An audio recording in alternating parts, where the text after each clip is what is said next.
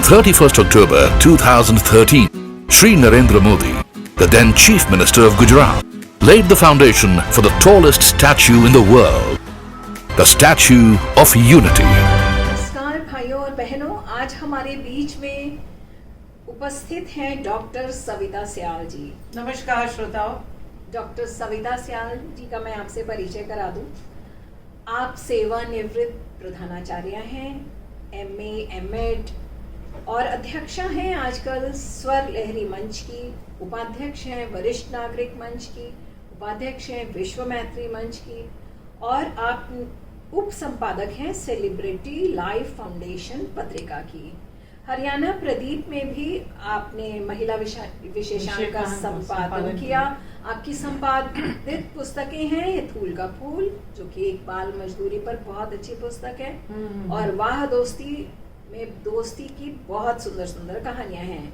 अभी तक आपकी 5 पुस्तकें प्रकाशित हो चुकी हैं और अनेक प्रतिष्ठित पत्र पत्रिकाओं में आपकी रचनाएं प्रकाशित हैं। आपको अभी लेटेस्ट एक पुरस्कार मिला था एक लघु कथा पे, क्या था वो? हाँ, मुझे सिरसा के लघु कथा सम्मेलन में मेरी लघु कथा को पुरस्कृत किया गया था। बहुत सीढ़ी वो बहुत ही टचिंग और अच्छी उनकी कहानी थी। तो सविता जी को आज हम कोई कहानी किस्से सुनाने के लिए नहीं लाए हैं। सविता जी को हम पकड़ कर लाए हैं इसलिए कि वो अभी गुजरात घूम के आई हैं और वहाँ पर उन्होंने देखा स्टेचू ऑफ यूनिटी, जो कि अद्भुत स्टेचू है और प्रधानमंत्री मोदी जी ने इसको बनाने का कभी संकल्प लिया था, और क्या और कैसे वो वहाँ पहुँची और उन्होंने क्या क्या देखा, इसके बारे में अब मैं मुखातिब होती हूँ सविता जी से, वही आपको बताएं। प्रीति, स्टैच्यू ऑफ यूनिटी जो है वो लौह पुरुष जो हमारे माने जाते थे, देश के प्रथम उप प्रधानमंत्री सरदार वल्लभ भाई पटेल जी, उनकी 182 मीटर ऊंची, जिसे अब वो विश्व की सबसे ऊंची प्रतिमा मानी जाती है। जी। आपके स्टैच्यू ऑफ लिबर्टी से भी बड़ी ऊंची मानी जाती है।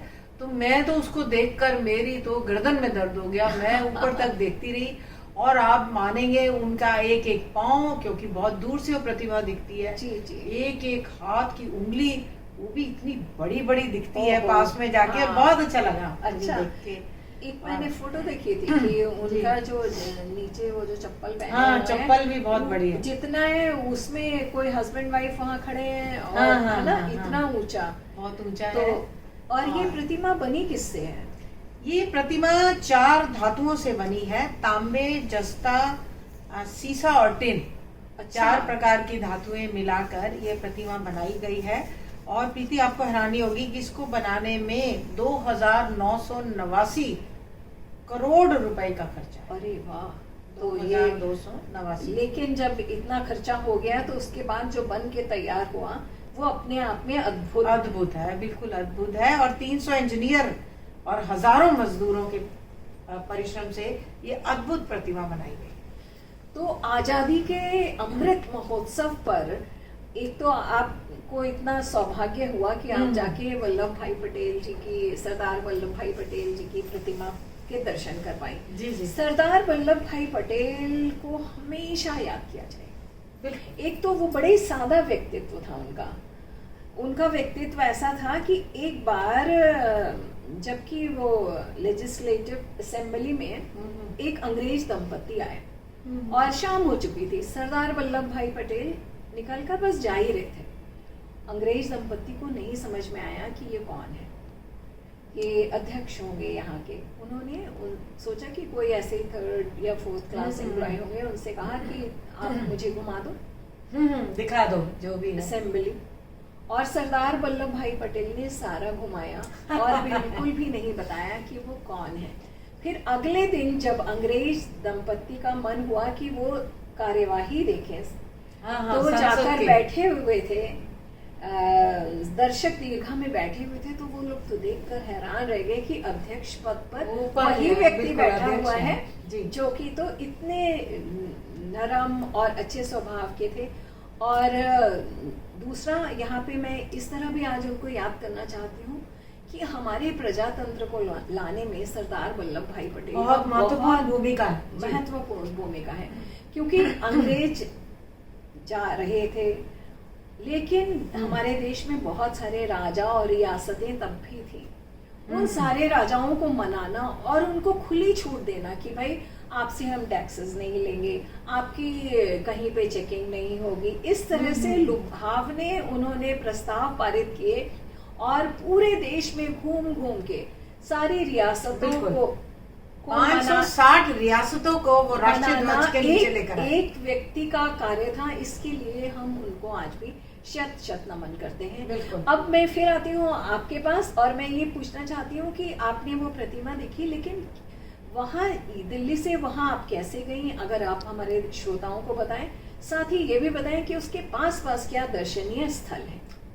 प्रीति, यहाँ से दिल्ली से हम लोग बाई एयर गए अहमदाबाद तक। जी जी। आप चाहें तो ट्रेन से भी जा सकते हैं, अहमदाबाद या बड़ौदा किसी भी स्टेशन पर उतर जाएं। जी। बड़ौदा से 100 किलोमीटर है। अच्छा। अहमदाबाद से ज्यादा है। अच्छा अच्छा। तो अहमदाबाद से आपको बाई कार 3.5-4 घंटे लग सकते हैं, बड़ौदा से 1 या 1.5 घंटा लगेगा। जी जी जी। तो जैसा आप उचित समझे, जहाँ जो आपको सुविधा हो उस अनुसार से आप रेलगाड़ी से या हवाई जहाज से आप जा सकते हैं बड़ौदा या अहमदाबाद तक। वहां से फिर आगे आपको बड़ौदा से भी ट्रेन चलती है, उसे एकता नगर कहते हैं। अच्छा, यहाँ पर ये भव्य प्रतिमा है, उसे एकता नगर कहते हैं। वहां से आप एकता नगर के लिए आप ट्रेन से भी जा सकते हैं, टैक्सी भी कर सकते हैं। हाँ। और बसेस भी जाती हैं। अच्छा। और अपनी गाड़ी से भी जा सकते हैं। जी जी, क्योंकि सड़कें बहुत अच्छी बहुत सड़कें हैं। खूबसूरत सड़कें और हैं एक बार आप चौड़ी। रेलवे स्टेशन पहुंच जाए फिर तो कोई दिक्कत नहीं है। अच्छा। वहाँ से आपको निशुल्क फ्री में बसेस आपको यहाँ तक स्टैचू ऑफ यूनिटी तक लेके जाती है। अच्छा। कोई भी वो एक पैसा भी नहीं लेते और बस सर्विस बहुत अच्छी है। एक बस जाती है, दूसरी आ जाती है। वाह। बिल्कुल। और उसमें स्टैंडिंग अलाउड नहीं है, सब आराम से बैठ के जाते हैं। और गुजरात का बढ़िया फाफड़े और हाँ, गुजरात का खाना तो है। वहाँ आपको फूड कोर्ट मजा ले मिलेंगे। सकते हैं। देखिए वहाँ पर ये इतना बड़ा जो स्टैचू है जी, उसके जी। पास बहुत बड़ा फूड कोर्ट भी है। और इस स्टैचू की सबसे बड़ा आकर्षण है इनका जो शाम को होता है लाइट एंड साउंड प्रोग्राम। अरे वाह। 7 बजे के आसपास होता है। उसमें इतने अच्छे उन्होंने लेजर शो से वो दिखाते भारत हैं। का स्वर्णिम इतिहास दिखाते दिखाया गया हैं है। और बहुत ही अच्छा लगता है। और आप नमन करते हो जिसने वो बनाई है उसको, क्योंकि उसमें इनकी प्रतिमा के अंदर से ही आपको दिखते हैं कि स्वतंत्रता संग्राम की लड़ाई चल रही है। प्रतिमा के अंदर ही वो लाइट में ऐसी फोटो आ जाती है कि आप हैरान रह जाते हो। यहाँ तक इनके वस्त्र भी बदले जाते हैं। अरे वाह, मैं तो लेजर सुनकर ही शो। बहुत भाव विवल हो रही हूँ। जी। मैंने कभी ऐसी कल्पना नहीं की थी कि वहाँ पे इतना सारा और कुछ होगा, बहुत कुछ और देखने- भी बहुत कुछ है वहाँ पर आपने चारों तरफ। एक बात बताइए, पार्क है। आपने यूएस में स्टेचू ऑफ लिबर्टी भी बिल्कुल देखा बिल्कुल देखा। और फिर स्टेचू ऑफ यूनिटी देखा, हाँ? तो आप इन दोनों को देखकर आप क्या संदेश देना चाहती हैं हमारे दर्शकों को? देखिए संदेश क्या, मैं तो आपको एक अंतर बताऊं कि स्टैचू ऑफ यूनिटी से भी ये ऊंची है। लिबर्टी से स्टैचू ऑफ लिबर्टी से ये स्टैचू ऑफ यूनिटी ऊंचा है। ये 182 मीटर जी ऊंचा है। हाँ। और स्टैचू ऑफ यूनिटी में आप अंदर ही अंदर सीढ़ियां हैं और आप उनके क्राउन तक जा सकते हैं। अच्छा, हाँ, स्टैचू छोटी- ऑफ लिबर्टी लिबर्टी में जी जी। स्टैचू ऑफ अच्छा। लिबर्टी में आप उनके क्राउन तक जा सकते हैं, जबकि स्टैचू ऑफ यूनिटी में वहाँ एक्सीलेटर लगे हुए हैं, सीढ़ियाँ नहीं है। अच्छा। आप एक्सीलेटर पे पाँव रखें, आराम से वहाँ पहुँच सकते हैं और आप उनके चरणों के दर्शन कर सकते हैं, चरणों तक ही जा सकते हैं। अच्छा। और एक लिफ्ट और जाती है, वहाँ आपको उनकी जैकेट के बटन वगैरह दिखेंगे वहाँ से। उससे ऊपर जाने का कोई वो नहीं है, व्यवस्था साधन नहीं नहीं है, है। कोई साधन नहीं है, कोई व्यवस्था नहीं है। तो और प्रीति इसके चारों ओर इतने सुंदर उन्होंने पार्क बनाए और हर पार्क की अपनी एक विशेषता है। वाह, अच्छा। देखिए उसमें एक उनका बटरफ्लाई पार्क है जिसमें रंग बिरंगी तितलियां हैं। आप पार्क में जाइए, आपके चारों ओर तितलियां अरे तितलियां वाह, बन रहा है। हाँ। बहुत सुंदर लगता है। अच्छा। जी। और एक फ्लावर वैली है और उसके साथ ही एक ल्यूमिनस पार्क है। ल्यूमिनस पार्क में ऐसा है कि रात को आप जिस भी फूल के पास से निकलते हो वो चमकना शुरू हो जाता है, उसमें लाइटें जलती हैं। वाह, तो क्या इस बात तरह है। बहुत ही सुंदर। और एक वहाँ आरोग्य वन है। हम्म। पार्क तो वहाँ पर बहुत है, कैक्टस पार्क है और एक न्यूट्रिशन का पार्क है। एक आरोग्य वन ये है कि वहाँ सारे औषधीय पौधे हैं और बहुत बड़ा एक ह्यूमन बॉडी बना रखा है। उसके जो लंग्स हैं उसमें लंग्स की दवाइयों वाले पौधे ही होंगे। अच्छा, जो हार्ट की शेप बना रखी है उसमें वही पौधे उगाए हुए हैं जिसमें कि हार्ट के लिए दवाइयाँ जैसे मतलब अशोक की कि छाल वगैरह। हमारे ये जो आयुर्वेद है, हाँ, आयुर्वेद इसको से। प्रमोट करता जी, हुआ जी, एक पार्क है, बिल्कुल। है ना? और आयुर्वेद के तरह ही बहुत सारे पौधे हैं जिससे जैसे आयुर्वेद दवाइयाँ बनाता है जड़ी बूटियों से, वो जड़ी बूटी वहाँ आपको दिखती है। सारे सारे सब कुछ लगे होंगे, तो ये अपने आप में तो एक बड़ा ही अलग अनुभव है ना? बिल्कुल, बड़ा अच्छा, अनोखा अनुभव ये है। बताइए कि इसके निर्माण में कितना समय लगा होगा, जब आप कह रही हैं कि 182 फीट ऊंचा है? जी, इसके निर्माण में 46 महीने लगे, माय गॉड। 1 साल से भी। हाँ, और बराबर अनवरत अनवरत होता कार्य रहा। होता रहा और अभी भी बहुत कुछ वहाँ पर इम्प्रूव हो रहा है। हेलीपैड है वहाँ पर और जैसे वीआईपीस के आने के लिए, और बहुत ही भव्य नगरी बना दिया भाव, सब कुछ बड़ा भव्य है।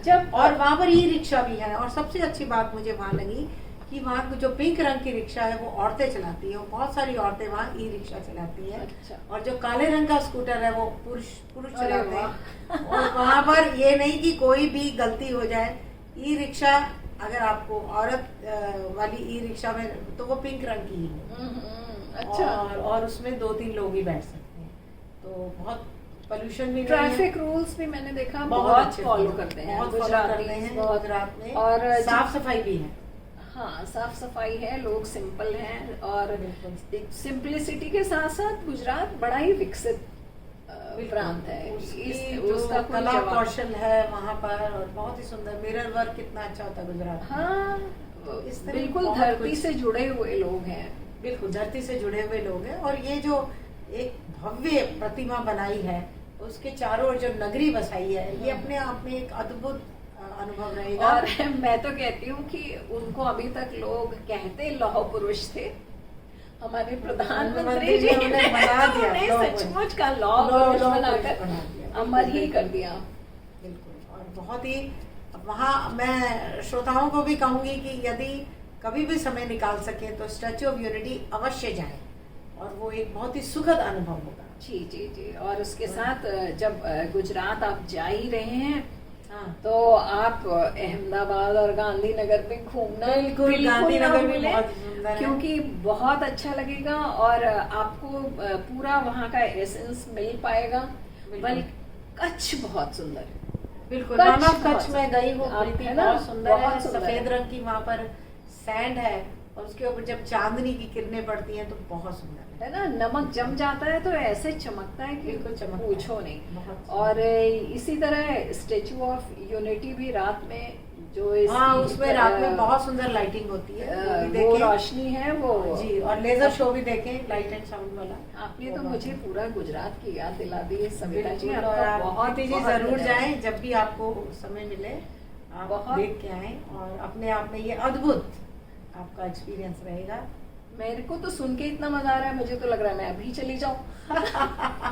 जरूर आप समय निकाल कर जरूर जाएं। और क्योंकि आप ना एक्सप्लेन बहुत अच्छा कर रही हैं। धन्यवाद। यहाँ बैठे बैठे आपने हमें दिखा दिया कि वहाँ कैसा। मैं सीरियसली बता रही हूँ, मैंने सोचा कि बड़ी सारी मूर्तियाँ होती हैं, ऐसे ही बस होगा, लेकिन मुझे ये नहीं मालूम था कि नहीं है, वहाँ बहुत कुछ है। आप देखिए, अगर आप पेड़ पौधों के शौकीन है तो जो वैरायटी आपको वहाँ मिलेगी पेड़ पौधों की, कहीं नहीं। काफी मेहनत की गई है। काफी मेहनत। मुझे लगता है हमारे यहाँ टूरिज्म के लिए बहुत सारे प्लेसेस हैं, बहुत है। और पूरा भारत दर्शन जो है अपने आप में बहुत ही अद्भुत अनुभव है। सुखद और अनुभव है। और गुजरात और राजस्थान, यहाँ की ये जो रंगीली छटा है, बहुत। बेशक वहाँ का मौसम इतना गर्म है, लेकिन वो जो एक कलरफुल माहौल है वो पूरे भारत में और कहीं कहीं नहीं मिलता। मिलता। देखिए, हर स्टेट की, हर राज्य की अपनी पोशाक, हाँ। अपनी बोली, और वहाँ की मैं तो वो जो बिल्कुल। मुझे तो लगता है अगर मैं कभी वहाँ देखने गई तो वो जो लेडीज वहाँ आके जो घाघरा और वो ऐसे घूम रही होती है, मैं तो उन्हें ही देखती रह जाऊंगी। गरबा बोलते हैं, गरबा। गरबा तो वो करते हैं, वो जो उनकी जो एक आम कामगर की ड्रेस होती है ना गुजराती, वो बहुत सुंदर होती है। हाँ, मिरर वर्क बहुत है ना, अच्छा था। बहुत अच्छे कपड़े पहन के और वो सब जो जाइए ना बोलते हैं, प्रीति जी, घूम के मैं आइए, आपको बिल्कुल अच्छा बिल्कुल लगेगा। जाऊंगी। और आपका मैं बहुत बहुत शुक्रिया अदा करती हूँ कि आप यहाँ आई और आपने इतना सुंदर और इतना विस्तृत विवरण दिया हमें, धन्यवाद। कि हमारे बहुत अच्छा सामने लगा आपने मुझे तो भी। पैदा कर दिया कि इतना जोश कि बस हम तो गली चले जाएं टिकट बिल्कुल कटा के और श्रोताओ, घूमते रहें। आपको मैं फिर आग्रह करती हूँ कि समय मिले तो स्टैच्यू ऑफ यूनिटी जरूर घूमने जाएं। धन्यवाद। धन्यवाद।